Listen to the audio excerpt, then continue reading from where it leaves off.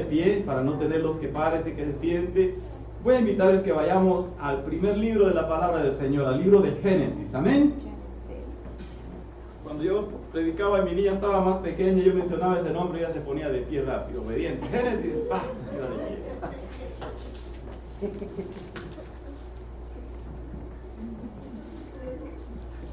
Quiero invitarlos a que vayamos a ese precioso capítulo número 2 de Génesis y vamos a estar ahí a la altura del versículo 15. ¿De acuerdo? Muy bien. ¿Ustedes les gusta visitar los jardines, hermanos? Precioso, ¿verdad? Sentir el aroma de las flores, los árboles. Ay, Dios mío. Pero sin polen, ¿verdad? Amén. Leamos la palabra del Señor. Haz así con gozo, con ese mismo gozo. Lo leemos en el nombre del Padre, del Hijo y del Espíritu Santo. Y por esa inspiración que el Espíritu Santo puso a su palabra, dice así, 2:15. Tomó pues Jehová, Dios al hombre, y lo puso en el huerto de Edén para que lo labrara y lo guardase. Y mandó Jehová Dios al hombre diciendo, de todo árbol del huerto podrás comer, mas del árbol de la ciencia del bien y del mal no comerás, porque el día que de él comieres, ciertamente morirás. Oramos. Padre bendito, en esta hora, Señor, nos ponemos en tus manos, Señor. Ya sabemos que estamos ahí protegidos, mi Dios eterno, conociendo que en el hueco de tu mano, Señor, no hay valiente que nos pueda arrebatar, Señor, sino que sabemos que tu gracia abundante nos envuelve y nos permite, Señor, ponernos siempre dispuestos a glorificar tu santo nombre. Pedimos, Señor, en esta hora dirección, que una palabra magistral tuya nos dirija y nos permita entender, Señor, cuál es tu propósito, cuál es tu plan, según lo que dice tu palabra. En el nombre de Jesús. Amén, amén y amén. Bien, mi hermano, acompáñenme en esta jornada, por favor, que vamos a visitar el huerto del Edén. Si hubiésemos tenido ese privilegio nosotros, hermanos, ¿cómo sería sido esa experiencia? ¿Alguna vez ustedes han ido a lugares donde les han asignado un guía de turista? Y aquella persona se las conoce todas, de los colores de las piedras, los valores, hasta la edad de cualquier situación que hay en aquel parque, un zoológico, un museo. Ese guía de turismo lo llevaría. Pues yo creo, sin faltar el respeto al Espíritu Santo, Él es nuestro mejor guía, ¿verdad? Él pudiera en esta hora poner, no sé, una fotografía de lo que es el huerto o lo que era el huerto del Edén, porque yo pienso que todavía lo es. ¿Saben por qué? Porque el hecho de que el hombre haya sido sacado de allá no significa que desapareció. Si el Señor es capaz de traer en su venida, cuando Él venga, dice que descenderá a la ciudad santa y se posará sobre la tierra.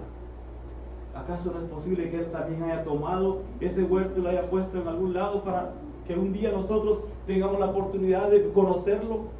¿Verdad? En esta hora quiero decirles que realmente muy poco se habla acerca de aquel huerto, y más bien muy poco se habla del jardinero que cuidaba aquel huerto. Y en esa hora vamos a hablar sobre esto. Vamos a conocer un poco más del Señor Jesús como el jardinero. Yo siento que este mensaje es para nosotros de parte del Señor, que está en su escritura y nos permita en esta hora poder entrar y escudriñar y buscar ahí, conocer algo, aquello que perdió Adán cuando, vencido por la tentación o por la situación que se dio en ese momento, lamentablemente dejó ir de sus manos la oportunidad de continuar labrando y guardando el huerto del Edén. Después de que Adán fue sacado del huerto del Edén, el Señor le dijo que la tierra le iba a dar fruto, pero ahora iba a ser con el sudor de su frente. Qué fácil sería allá, más bien dicho, allá en el huerto del Edén. Yo creo que Adán no tenía que tomar asadón, ni piocha, ni pala para estar protegido, para estar sembrando más flores. Ya el Señor lo había puesto. Si usted mira el capítulo 1, el Señor se pasó plantando, sembrando y generando especies. El trabajo de Adán, más de todo, que todo consistía en guardarlo, ¿sí? En protegerlo. Sinceramente, no a todos se nos da aquella facilidad de poder sembrar y que crezca el fruto en alto. A mí a veces se me mueren las flores, no sé por qué, ¿sí? Tengo un compañero de trabajo que a él lo encargan de todos los jardines alrededor de la casa club donde trabajo. Y este hombre una semana siembra algo y al poco tiempo usted mira aquello bien florido. Pienso que eso es lo que tenía el Señor asignado para Adán allá en el huerto. Pero bueno, parece que, según mi punto de vista, fíjese que la raza humana no ha entendido a plenitud cuál era el plan y la propuesta que Dios tenía para aquel huerto. Supongamos esto, por ejemplo, ahí en Génesis vemos nosotros cómo Dios se concentra en inspirarse para hacer la creación, ¿sí? Pero algunos preguntarán entonces, ¿qué pasó? ¿Qué fue lo que salió mal? ¿Falló el plan de Dios? La palabra del Señor nos dice que Él es infalible, amén, que Él es perfecto en todos sus caminos. ¿Cuántos lo creen? Amén. Entonces, yo considero que no es que haya existido un plan B y que después, como falló el hombre, entonces vamos a tener que introducir un plan B.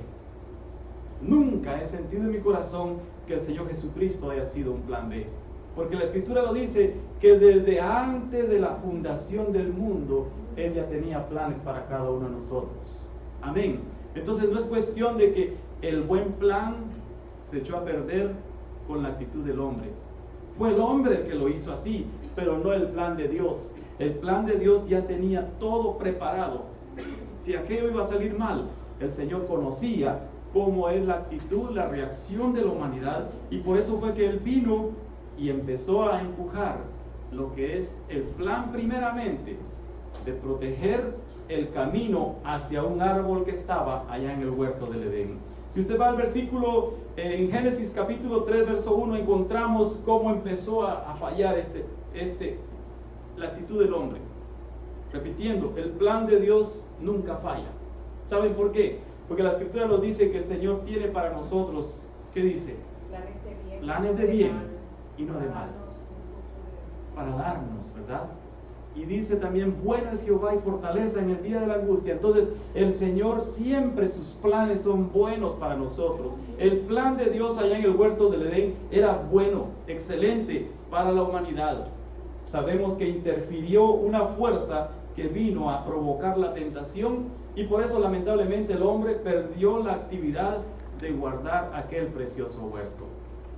Pero al concluyendo el día de hoy en este mensaje, vamos a saber cómo el Padre Eterno nos lleva de nuevo, de regreso al huerto, a través de la función de un jardinero que vino a cambiar después, veámoslo en el desarrollo, lo que el hombre echó a perder. Amén. Entonces, son buenos los planes del Señor. Bueno es Dios para nosotros. Digan ustedes, hermanos, bueno es Dios conmigo. Él siempre es fiel. Amén. Siempre fiel, ¿verdad? Aquí les había asignado el Señor: de todo árbol podrás comer, pero menos ¿de qué? Del árbol del conocimiento del bien y del mal. Fíjense que yo crecí en la iglesia desde muy pequeño, me llevaban para conocer todo esto y siempre me estaban diciendo en toda mi vida entera que el plan de Dios había fallado. Y yo decía, ¿será que se equivocó Dios? Así me enseñaban cuando estaba en aquella escuela dominical, pero realmente la Escritura, analizándolo, nos da a entender que la palabra del Señor no tiene ninguna confusión para el hombre. Sabemos que en el Señor hay luz y que no hay ninguna tiniebla en Él. Entonces, concentrémonos un poquito en lo que viene ahora en el capítulo 3, verso 1. Dice aquí la palabra del Señor: la serpiente era más astuta que cualquiera de los animales que el campo Señor Dios había hecho, y dijo a la mujer, con que Dios... Lean ustedes, por favor, hermano. Con que Dios os ha dicho, no comáis de todo árbol del huerto. Sigamos en el versículo 2. La mujer respondió a la serpiente: del fruto de los árboles podemos comer. Comparemos eso con lo que leíamos allá en el 2.15. En el 2.16 le dice el Señor: de todo árbol del huerto podrás comer. ¿Y qué le contestó la mujer a la serpiente? Del fruto de los árboles del huerto podemos comer. Pero dice acá el versículo 3: pero del fruto del árbol que está en medio del huerto, Dios ha dicho, no comerán de él ni lo tocarán, para que no mueran. Ahora, comparemos qué fue lo que le dijo Dios al hombre: mas el árbol de la ciencia del bien y del mal no comerás, porque el día que de él comieres, ciertamente morirás. Pero ¿qué están notando ustedes de extraño acá? La mujer dijo, no comerás, pero le agregó algo más, no tocarás. Ya estaba alejándose de la primera palabra que el Señor dijo. Quizás si la serpiente hubiera venido una semana más tarde, hubiera dicho, no lo mirarás. Porque así pasa, ¿verdad? Así pasa, como que las cosas, se pasa un mensaje de uno a otro y al final, sí, a veces hacen experimentos así cuando forman a los soldados y le dicen en el oído un mensaje, y cuando llega a preguntar el capitán al último soldado, totalmente equivocado, ¿verdad? Entonces, la mujer se equivocó aquí empezando. Le dice, no comerás ni lo tocarás, dice. ¿O será que estoy leyendo mal y mi versión?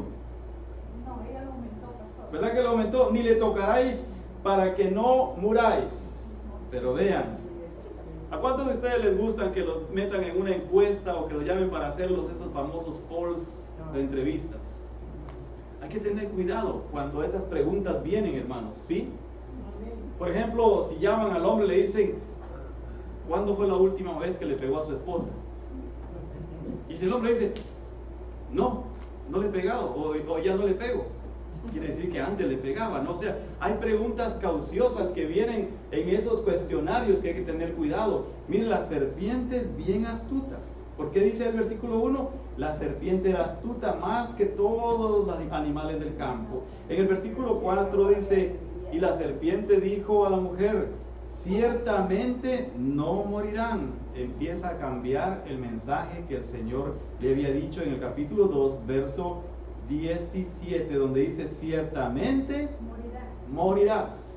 Acuérdense que Satanás, el diablo, representado aquí en la serpiente, es padre de mentiras, ¿sí?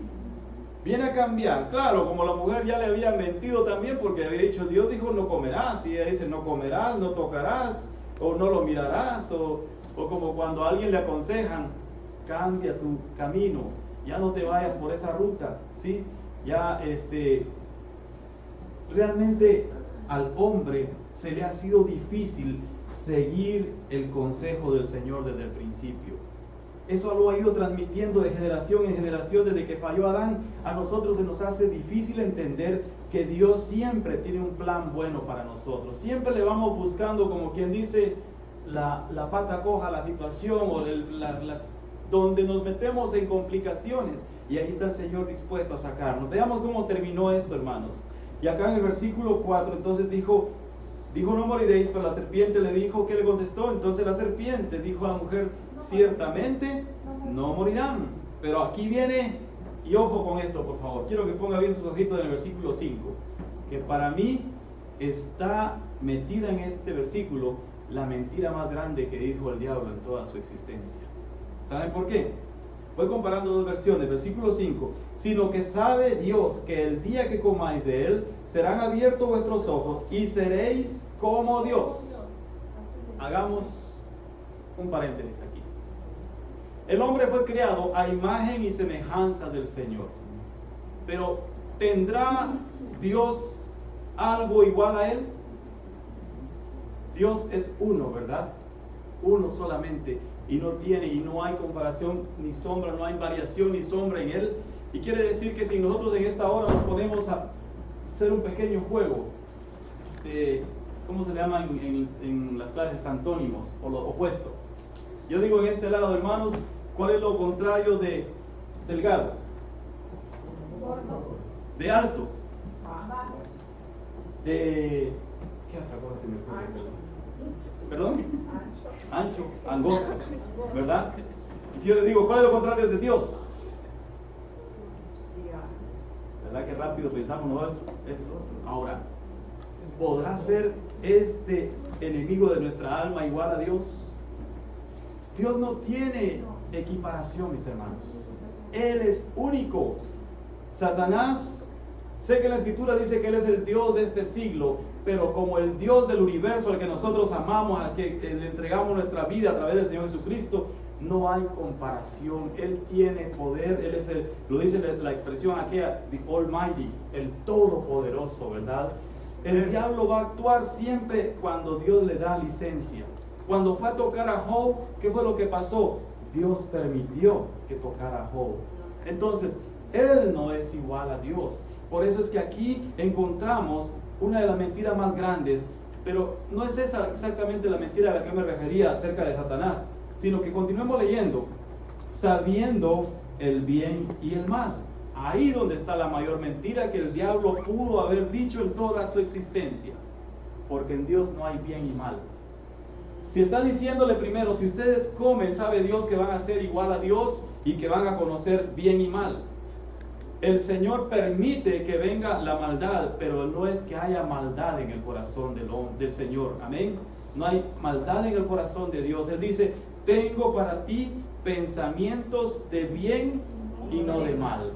Mas sin embargo, entonces, aquí la serpiente vino a poner esa duda y a sembrar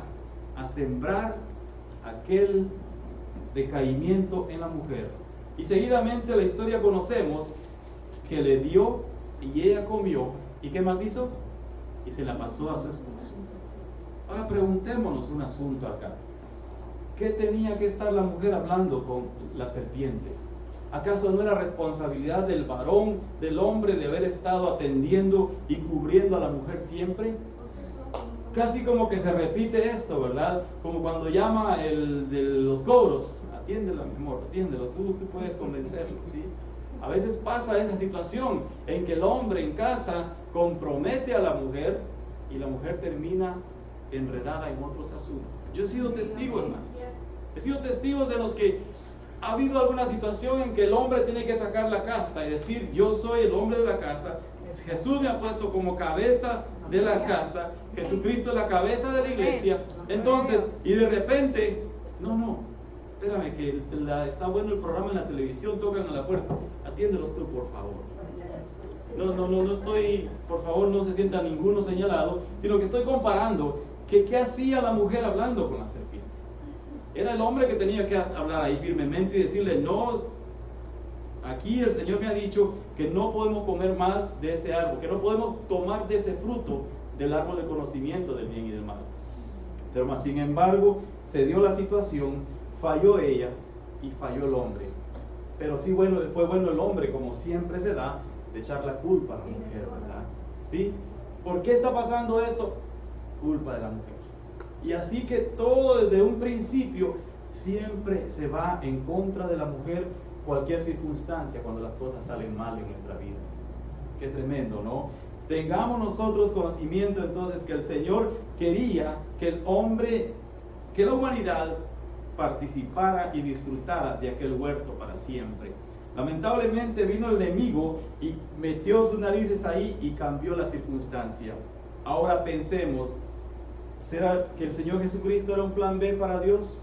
No, ya todo estaba preparado. Veamos Juan capítulo 1, versos 10 en adelante. El libro de Juan, vamos a encontrar que si nosotros vemos desde Génesis hasta Malaquías, se describe la manera como el hombre se fue alejando cada día más y más de Dios. Y que Dios entonces vino a traer y le dio una ley a Moisés. Y ahora preguntémonos también, ¿será que falló la ley? Si venía de la mente de Dios, esa ley que Dios le dio a Moisés no puede fallar. Y nunca falló, sino que el hombre una vez más volvió a fallar. En aquella ley, solo empezando, el primero de los mandamientos que le dio a Moisés es que dice, no adorarás dioses ajenos, ¿verdad?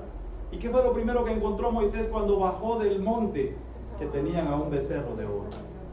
Entonces, la ley que Dios dio es perfecta. Si usted va al capítulo 19 de los Salmos, les dije primero Juan capítulo 1, ¿verdad? Perdonen que a veces se disparan las citas bíblicas. El Evangelio de Juan. Sí, el Evangelio de Juan, perdón. Capítulo 1, y veamos ahí que nos va a confirmar que el Señor ya estaba planificado, que Él vendría a esta tierra desde antes, porque dice que Él es la luz. Amén.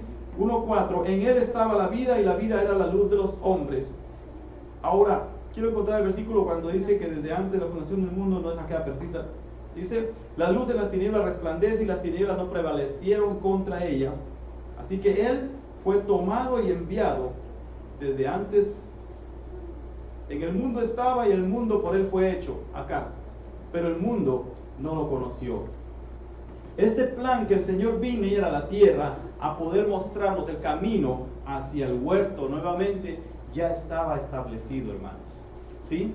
Y mencionaba hace unos segundos que desde Génesis hasta Malaquías se nos comprueba cómo el hombre se fue alejando de la presencia del Señor, no porque fallara la ley, sino porque el hombre nuevamente volvió a fallar. Vea usted Salmos capítulo 19 y veamos lo que nos confirma David. Dice que la ley de Jehová es perfecta. Gloria a Dios, amén. Los cielos cuentan la gloria de Dios y el firmamento anuncia la obra de sus manos. Y sigue hablando David exaltando la maravilla del Señor. Y dice acá que el temor de Jehová es limpio, que permanece para siempre. Versículo 9. Ayúdeme a alguien a encontrar donde dice que la ley de Jehová es perfecta. Versículo 7, 19:7 de Salmos. La ley de Jehová es perfecta, que convierte el alma. Y precisamente a el alma es que el Señor Jesucristo vino a ministrar cuando vino a esta tierra. En los evangelios de Mateo, Marcos, Lucas y Juan se nos muestra el trabajo de la obra redentora del Señor Jesucristo, precisamente para venir a convertir el alma que no fue capaz de rendirse ni seguir los lineamientos de la ley. Aquellos que lo juzgaban y lo criticaban se apegaban a la ley según ellos, pero sus acciones eran otras. El Señor Jesucristo expuso a los fariseos, a los publicanos, a los saduceos, a todos los feos, digamos, ¿verdad? A todos los que estaban ahí hablando en nombre de la ley, pero que no la cumplían. Aún nuestro amado el hermano Pablo, él se pegó tanto a la ley que fue necesario que entonces viniera el Señor Jesucristo a cambiarle el cassette, a cambiarle el disco, a cambiarle la memoria, y lo hizo desde aquel entonces un embajador para su presencia, amén, para su ministerio. Entonces, ¿qué pasa? Salió el hombre del huerto, y la Escritura nos dice, si regresamos a Génesis, que el Señor puso allá en el huerto, después de que ellos se abrieron sus ojos y pudieron verse uno a otro.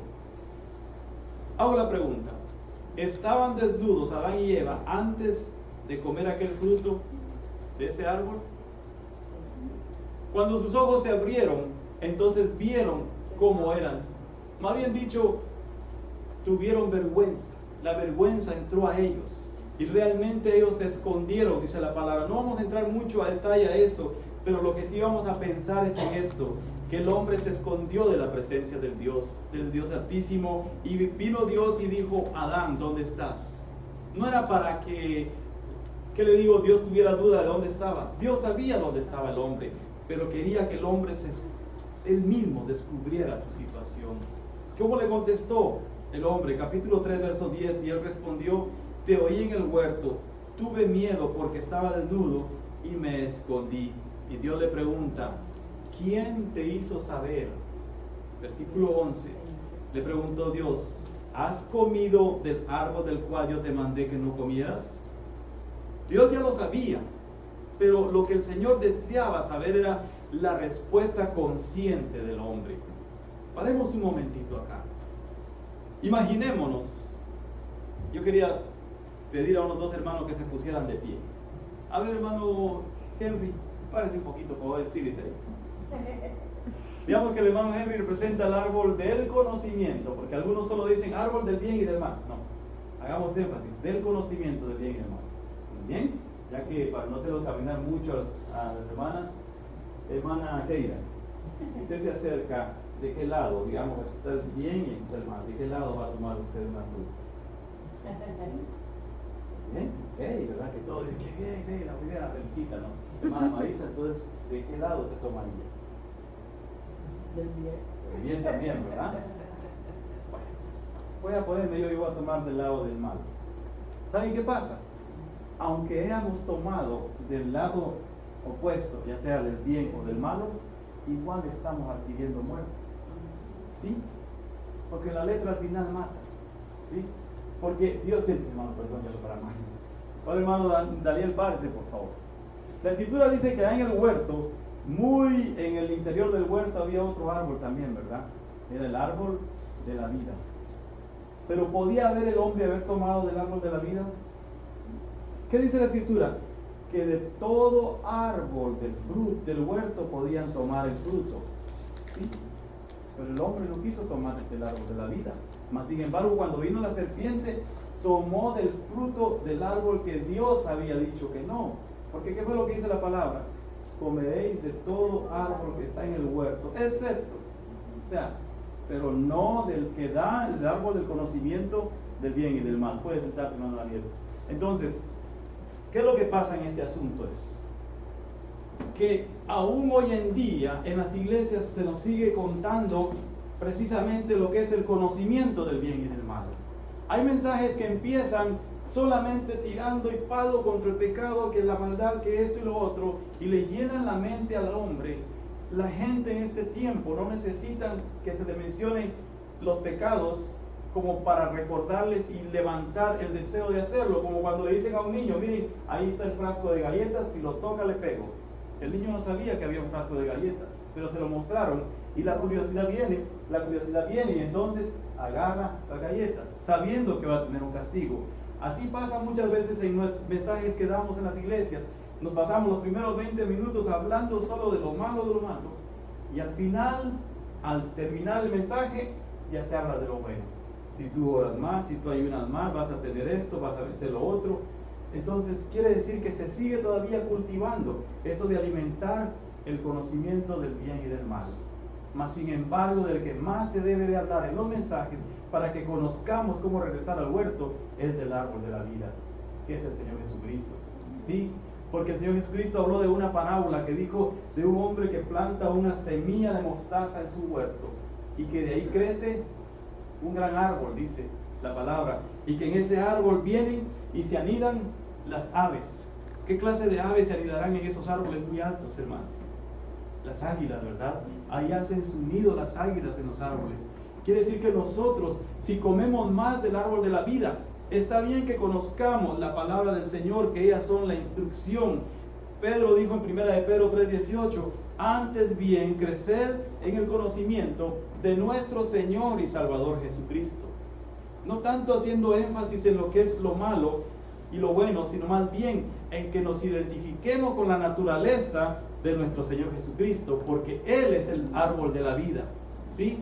Satanás engañó al hombre y Adán pudo habernos ahorrado todos estos conflictos si él hubiera comido tan solo una vez del árbol de la vida. ¿Lo tuvo al alcance, sí o no? Recorramos nuevamente el versículo que dice, capítulo 2, verso 16. Capítulo 2, verso 2:16. De todo árbol del huerto podrás comer. Díganme ustedes, ¿incluye ahí el árbol de la vida? Porque el 17 dice, pero del árbol del conocimiento, de la ciencia del bien y del mal, no comerás, porque el día de que él coma, ciertamente morirás.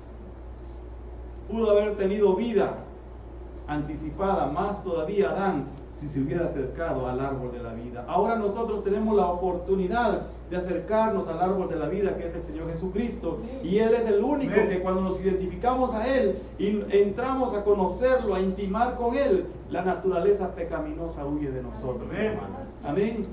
Eso de la maldad, de lo bueno y lo malo, porque en realidad Pablo mismo se presentaba y hablaba. No vengo a hablarles con palabras elocuentes de tanto conocimiento, sino con palabras sencillas.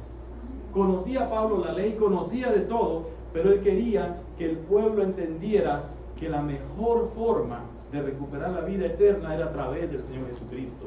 Él siempre hacía énfasis en decir, para mí el vivir es Cristo y el morir es ganancia. Entonces, mis hermanos, ahí no queda todo. Vea este asunto. El Señor Jesucristo fue clavado en un árbol muerto, en un madero. Simbólicamente, el hombre, al no tomar del árbol de la vida, lo constituyó en árbol de muerte para él. ¿Sí? Porque dice que los que no vienen a él ya han sido condenados. Si el Señor Jesucristo es árbol de vida, pero Adán no lo tomó, automáticamente se constituyó para Adán en árbol de la muerte. Terminó fuera del huerto y el huerto quedó guardado por querubines que tenían espada de fuego, que se movía en diferentes direcciones, pero que estaban, dice la Escritura, guardando la vía hacia el árbol de la vida.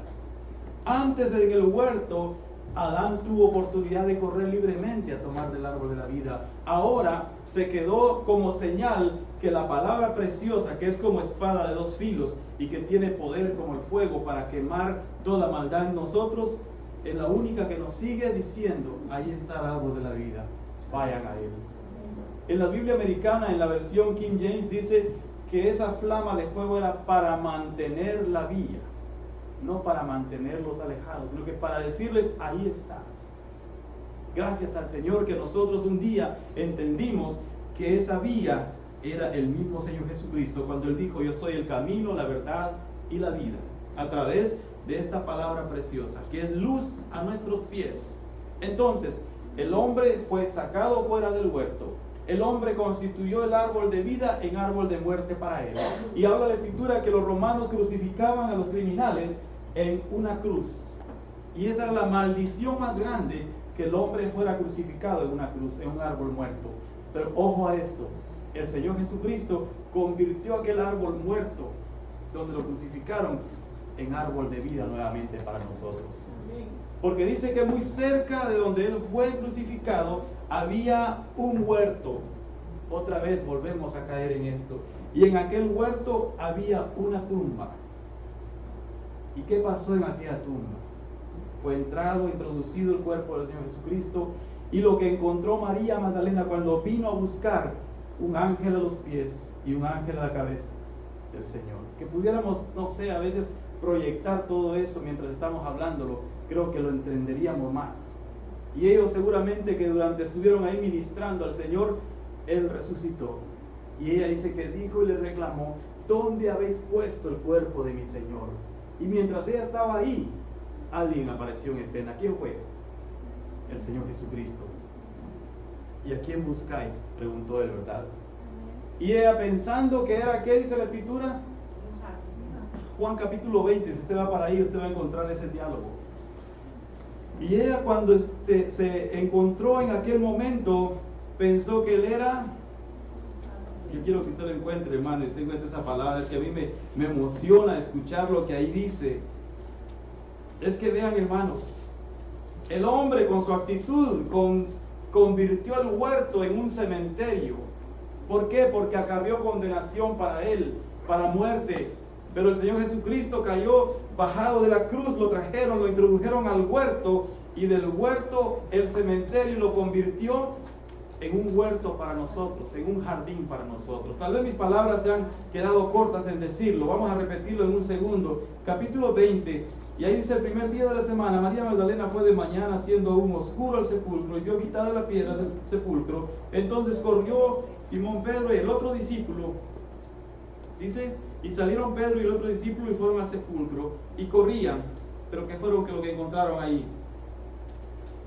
Sigamos adelante. Capítulo 11 dice: pero María estaba afuera llorando junto al sepulcro. Mientras lloraba, se inclinó para mirar dentro. Entre sus lágrimas todavía quería asegurarse si realmente era cierto que no estaba el cuerpo del Señor. Y vio a dos ángeles con vestiduras blancas que estaban sentados, el uno a la cabecera, el otro a los pies, donde el cuerpo de Jesús había sido puesto.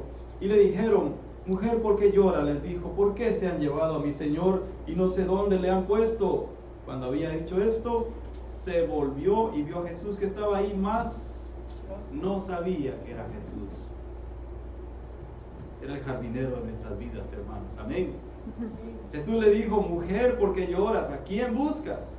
Ella pensando que era el hortelano. Hortelano se traduce en jardinero, ¿verdad, hermano Gabriel? Hermanos, ¿cómo se podría? En el que cuida el huerto.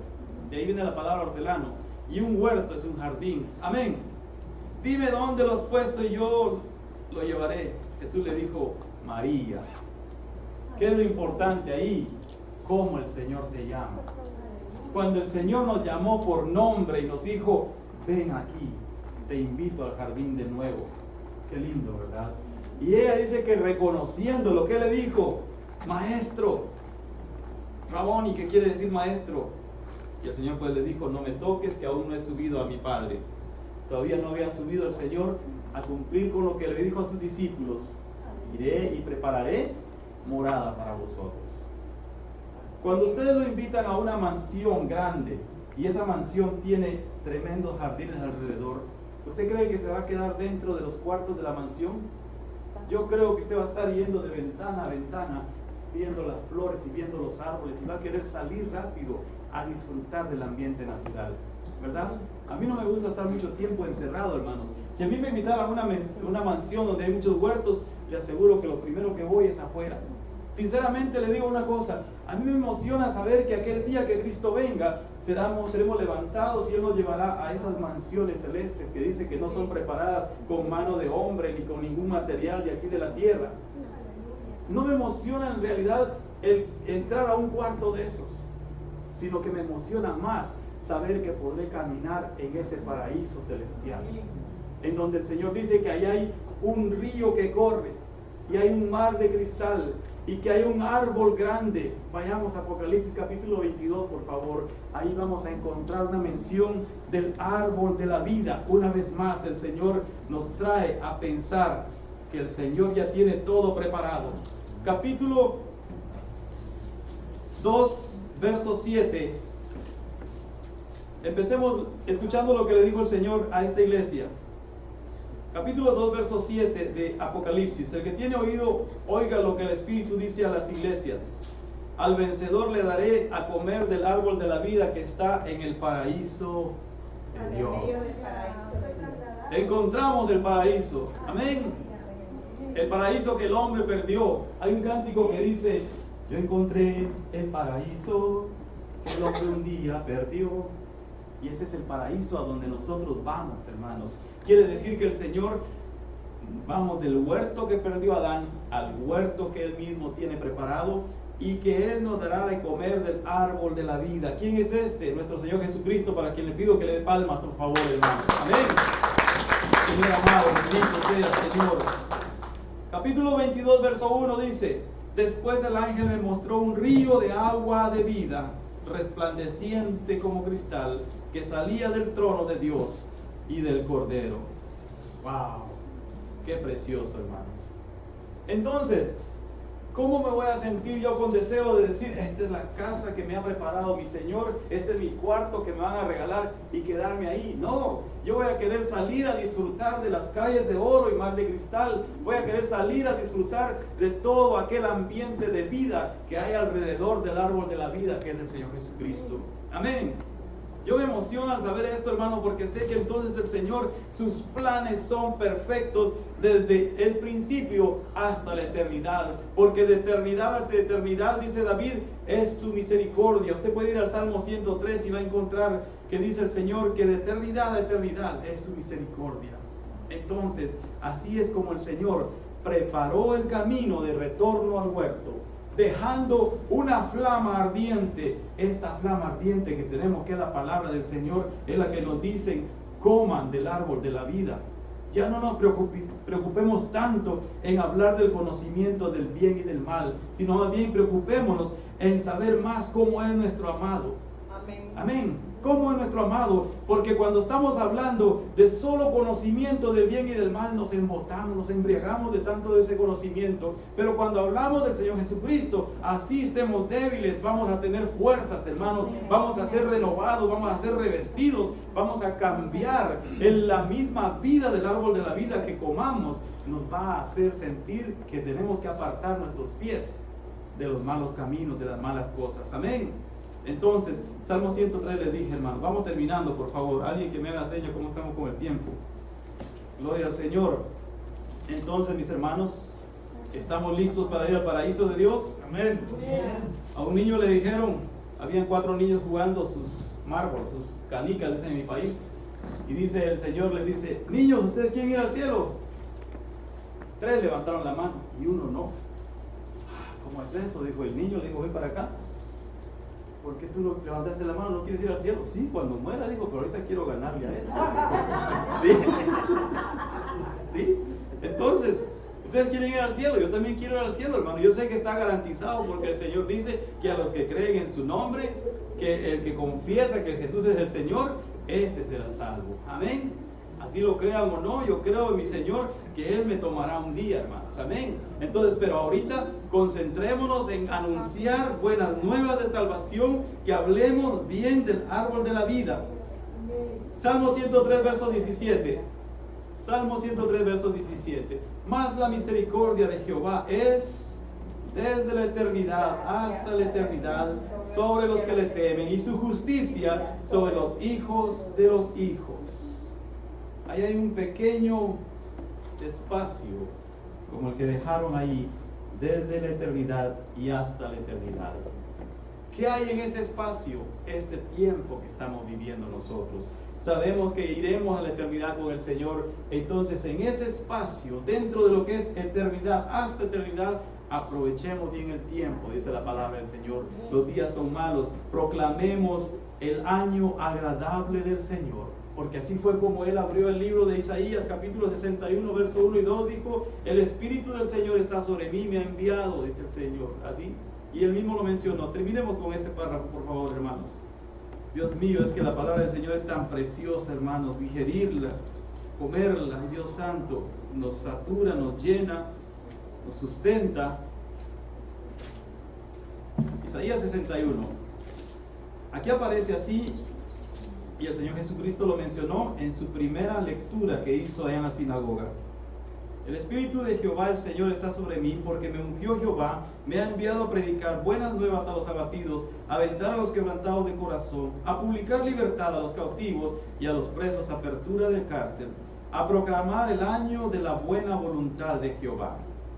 ¿En dónde se vuelve a mencionar esto? Lucas capítulo 4, 18 y 19. Solo comparemos esas dos citas y terminamos, hermanos. Amén. Lucas capítulo 4, 18 y 19. Quien lo encuentre antes de mí lo lee, por favor. Perdone si a veces acelero el habla, es que quiero que el tiempo no me gane. ¿Sí? 4, 18 y 19. ¿Qué dice, hermana Marita? El Espíritu del Señor está sobre mí, por cuanto me ha ungido para dar buenas nuevas a los pobres, me ha enviado a sanar a los quebrantados de corazón, a pregonar libertad a los cautivos y vista a los ciegos, a poner en libertad a los oprimidos, a predicar el año agradable del Señor. Amén. Ok, vean hasta dónde llegó el Señor Jesucristo cuando Él habló.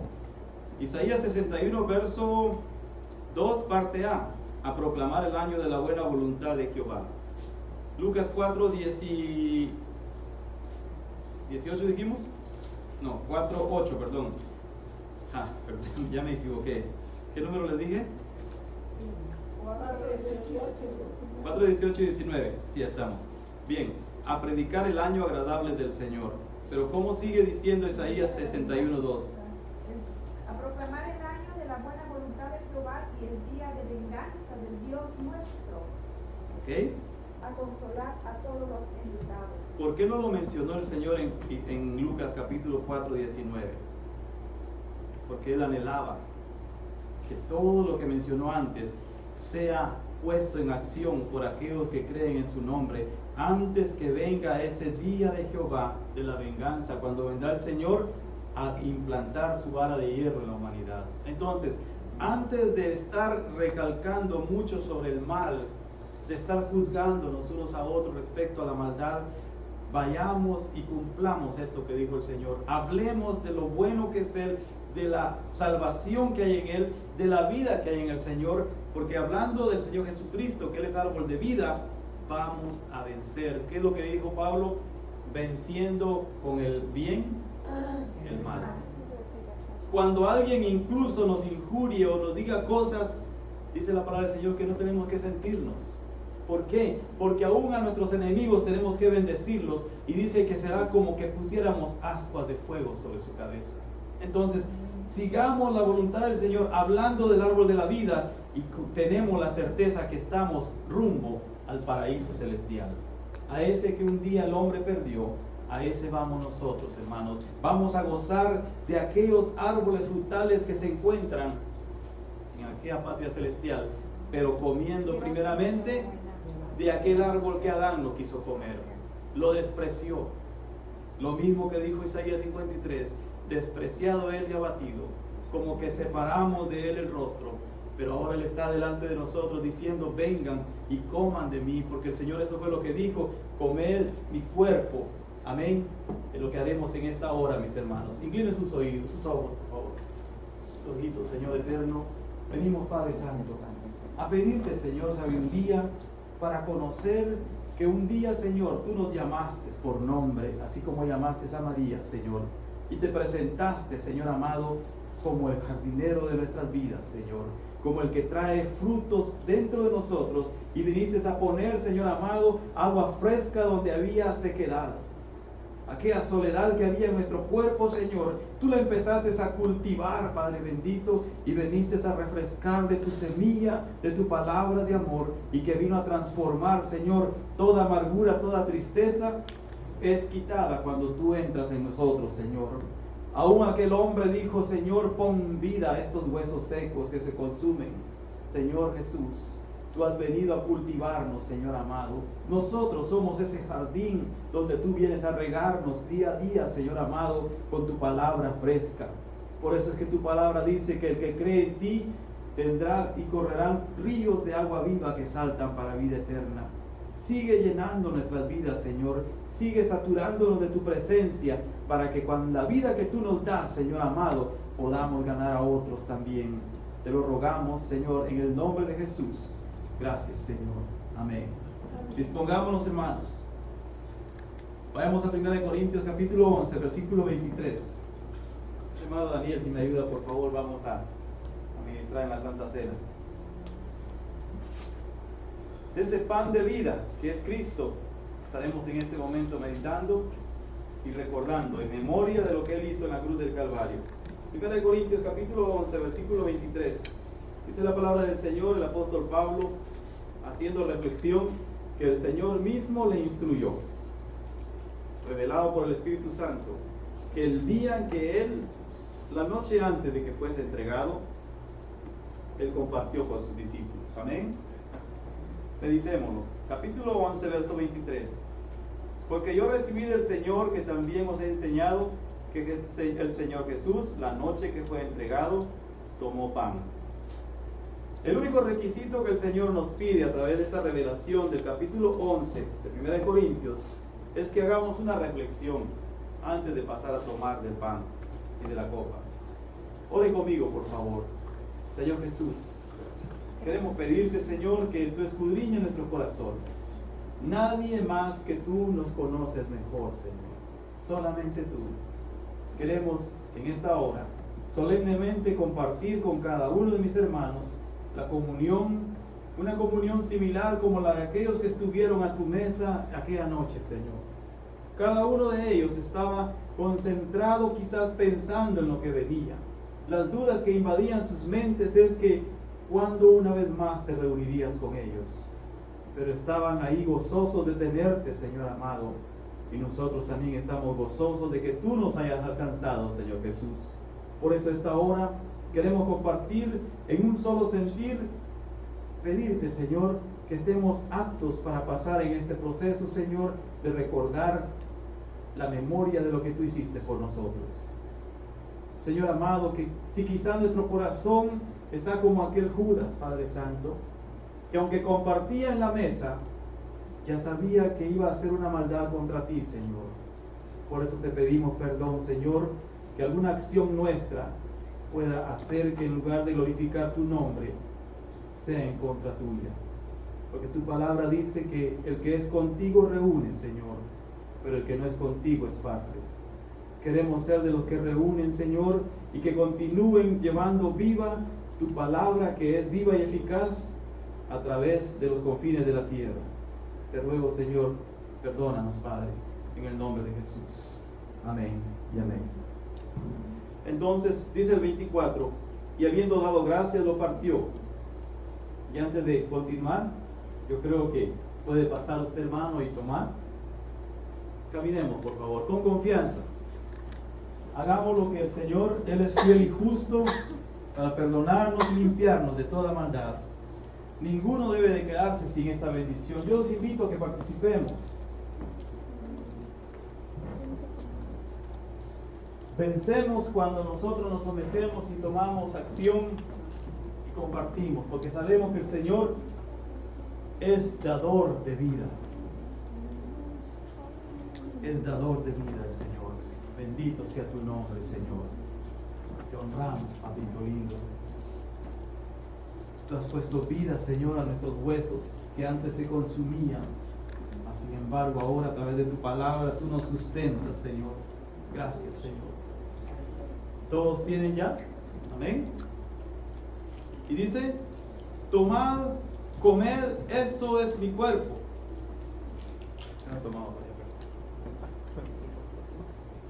Esto es mi cuerpo, que por vosotros es partido. Él se entregó. Dice la palabra que Él se humilló hasta lo sumo.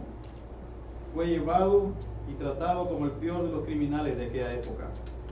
Se ensañó la mano del hombre, el verdugo, contra Él.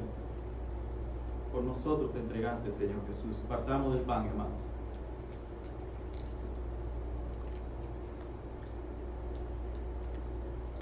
Solo tú pudiste hacerlo, Señor. Solo tú pudiste entregar tu vida, Señor Jesús, por nosotros. Y ahora entendemos, Señor, que tu propósito era pagar en tu cuerpo el precio de nuestra paz. El sacrificio que hiciste fue para darnos, Señor, el camino de retorno al Padre. Señor amado, te honramos, Señor Jesús, te bendecimos. Asimismo también tomó la copa después de haber cenado, diciendo: esta copa es el nuevo pacto en mi sangre. Haced esto todas las veces que la bebiereis en memoria de mí. Participemos, hermano.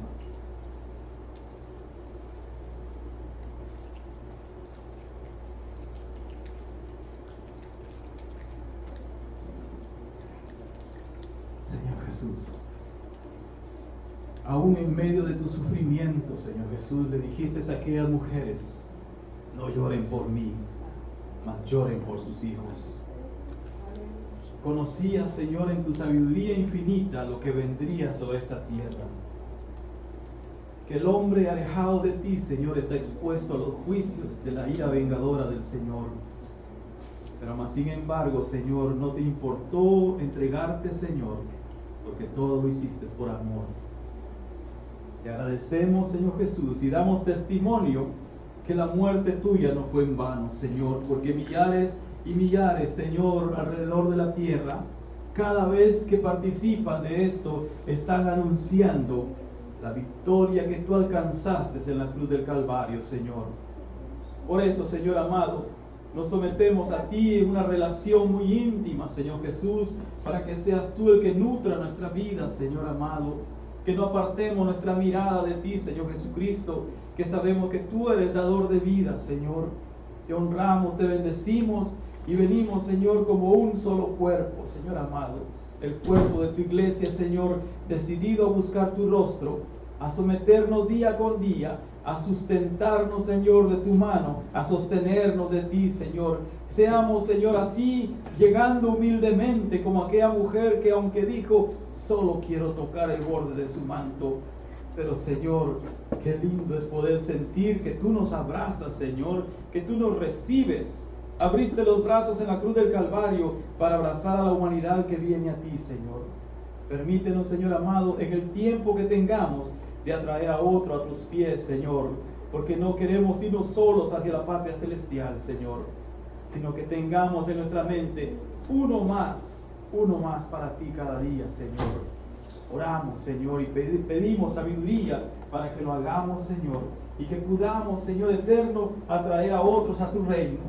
Oh Dios mío, la sangre que vertiste no fue en vano, Señor.